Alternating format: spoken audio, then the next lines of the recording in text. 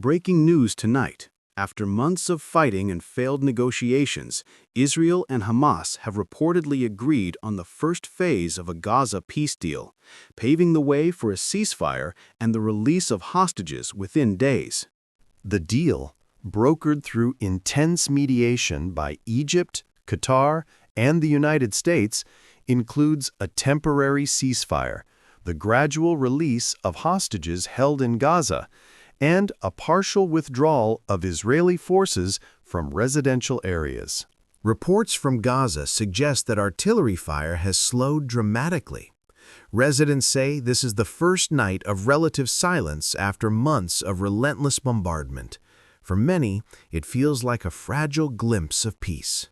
Talks have been ongoing in Cairo for weeks, often breaking down before this breakthrough. Officials describe this phase as a confidence-building step, with both sides agreeing to avoid major military actions during the implementation period. In Jerusalem, Prime Minister Benjamin Netanyahu's office confirmed progress but warned the truce could collapse if Hamas fails to comply. Israel will not compromise on security, the statement read. Still, there's cautious optimism. A Hamas spokesman called the deal a moment of truth for Gaza, adding that it was time for Israel to end its occupation and open the gates for humanitarian aid. Hamas insists that the release of hostages will be matched by the release of Palestinian prisoners.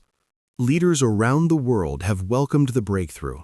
U.S. President Joe Biden called it an important first step toward lasting peace.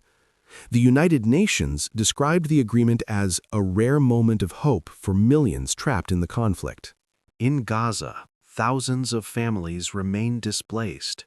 Hospitals are overwhelmed, and humanitarian aid is urgently needed. Yet, amid the rubble, there's a new sound: children laughing again, people daring to believe in tomorrow.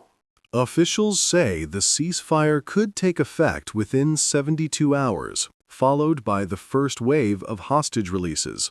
A second phase, focusing on long-term political discussions, is expected to begin shortly afterward. For now, the guns may finally fall silent. After months of war, destruction, and loss, the promise of peace, however fragile, feels closer than it has in years. The world is watching